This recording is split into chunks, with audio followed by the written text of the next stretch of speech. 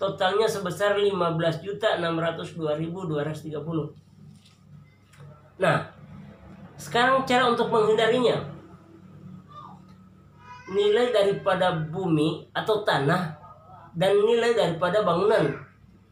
Nah, sebenarnya ini kesalahan saya, tapi jangan dibully ya. Ini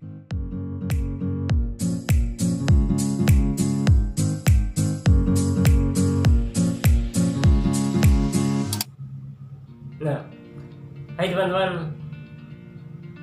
Mungkin kalau Anda yang mengklik thumbnail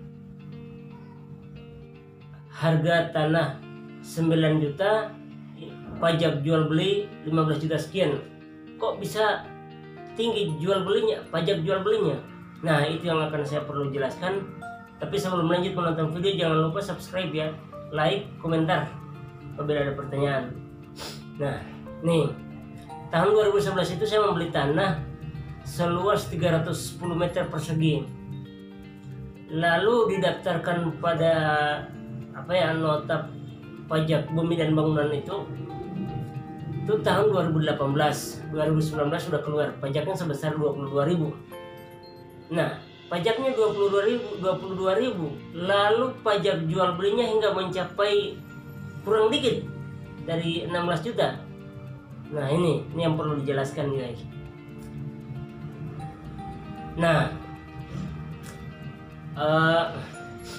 ini perlu teman-teman, karena teman-teman paling banyak milenial, orang-orang muda.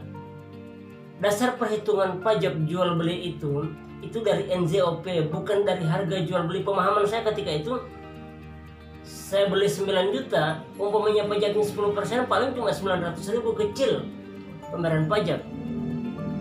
Tapi setelah saya membangun, setelah saya melunasi seluruh pajak-pajaknya itu guys, hampir 16 juta. Gak tinggi ya? Nah, ini pelajaran guys, pelajaran buat kita semua. Nah, NJOP untuk tanah 300 meter, ini saya baca ya, 310 meter persegi dengan kelas 031, saya tidak paham kelas 031 itu apa. Harga per meter itu 335.000. Perubahan dari tahun 2011 hingga tahun 2018, yang dulunya entah berapa per meter saya juga tidak tahu, karena memang luasannya sekitar itu, saya beli 9 juta. Sekarang itu harganya 335.000 tahun 2018. Nah, NJOP itu sebesar, saya baca ya, 103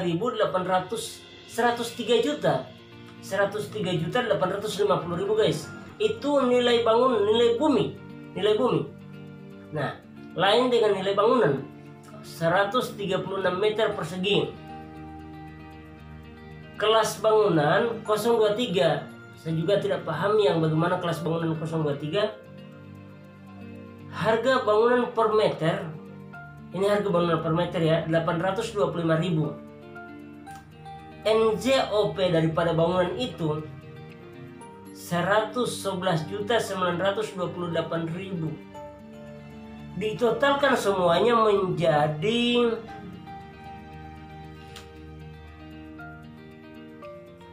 215.778.000 guys.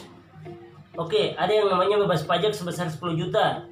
Jadi yang kena pajak itu 205.778.000. Nah, ini pajak apa saja yang perlu kita bayar sampai sekian, sampai mau kurang lebih 16 juta. Nah, ada pajak yang namanya PNBP, ada pajak pendapatan daerah, dan surat-surat yang diurus perlu lewat akta notaris.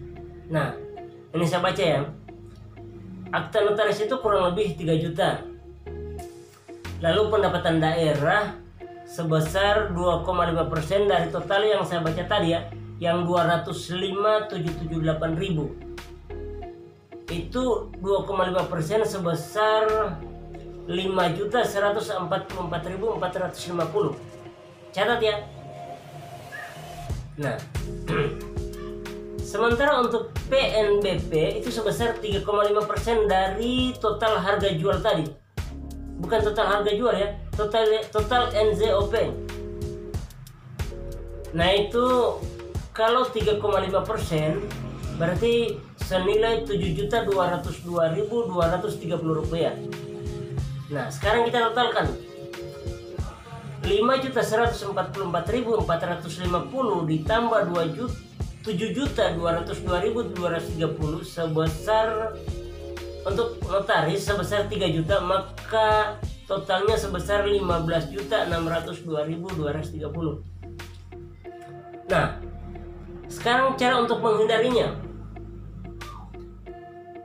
Yang saya bacakan tadi kan nilai daripada bumi atau tanah dan nilai daripada bangunan. Nah, sebenarnya ini kesalahan saya, tapi jangan dibully ya. Ini pelajaran yang saya share buat teman-teman.